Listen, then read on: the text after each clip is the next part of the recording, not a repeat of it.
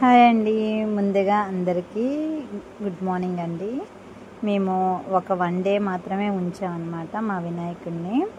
ఇలా ఇంత పూజలు చేసి మా వినాయకుడిని తీయాలంటే నాకైతే మనసుకైతే మంచిగా అనిపించలేదండి. కానీ వినాయకుడి నిమజ్జనం అనేది చెయ్యాలి కదా, అందుకనే నేను ఆ స్వామివారికి నిండుగా ఒకరోజు మొత్తం మంచిగా పూజలు జరుపుకొని అతనికి ఇష్టమైన ప్రసాదాలన్నీ పెట్టి నెక్స్ట్ డే నేను ఈ మొత్తం తీసేస్తున్నానండి.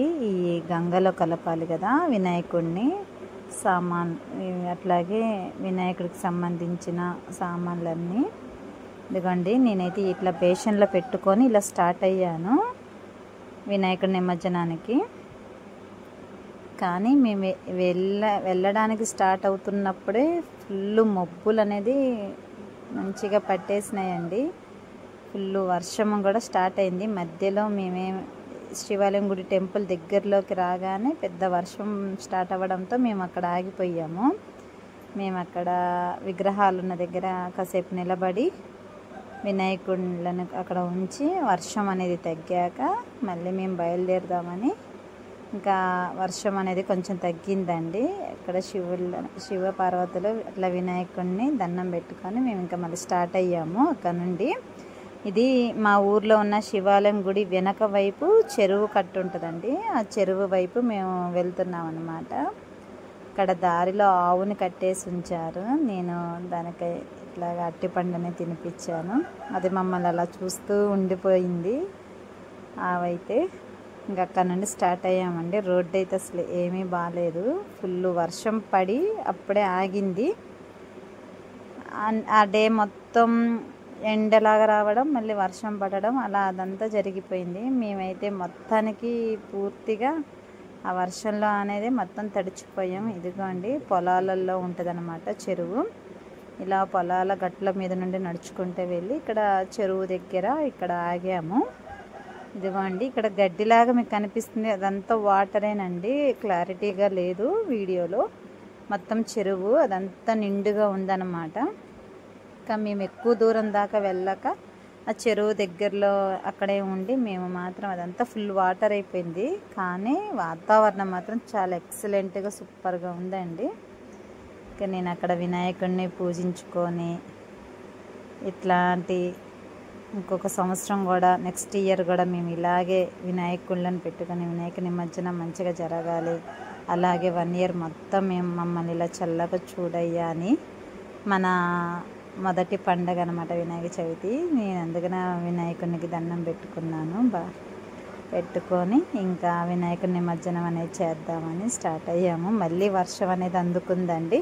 మేము అక్కడ దీపారాజన ఏమైనా చేద్దామన్నా, అగరబత్తులు వెలిగిద్దామన్నా ఎక్కడ ఆప్షన్ ఏం లేదు, మొత్తం తడిచిపోయినాయి.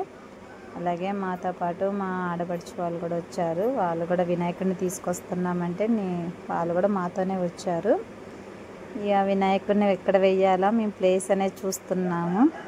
కానీ అక్కడంతా గడ్డిగా ఉందిగా. ముందు వినాయకుడు బొమ్మను తీసుకొని మంచిగా దండం పెట్టుకొని మళ్ళీ నెక్స్ట్ ఇయర్ మా ఇంటికి తిరిగి రా అయ్యా అని నేను ఇట్లాగా వినాయకుడి నిమజ్జనం అనేది చేసుకున్నానండి.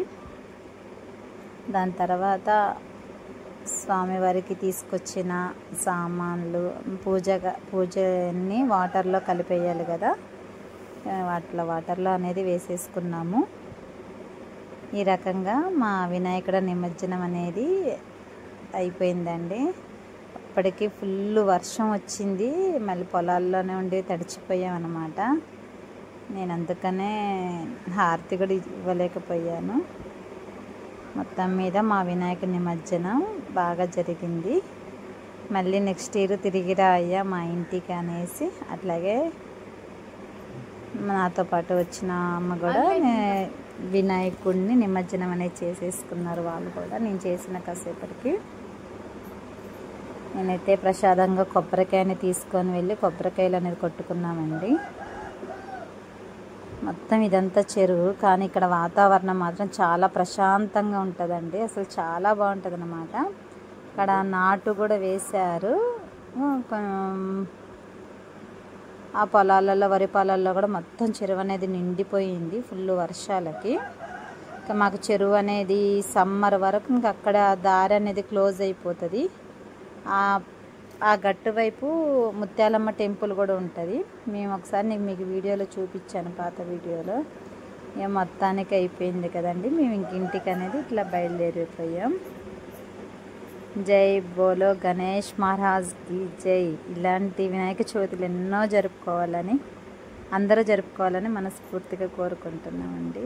అలాగే ఆ దేవుడు అందరినీ చల్లగా చూడాలి అని స్ఫూర్తిగా కోరుకుంటున్నాం.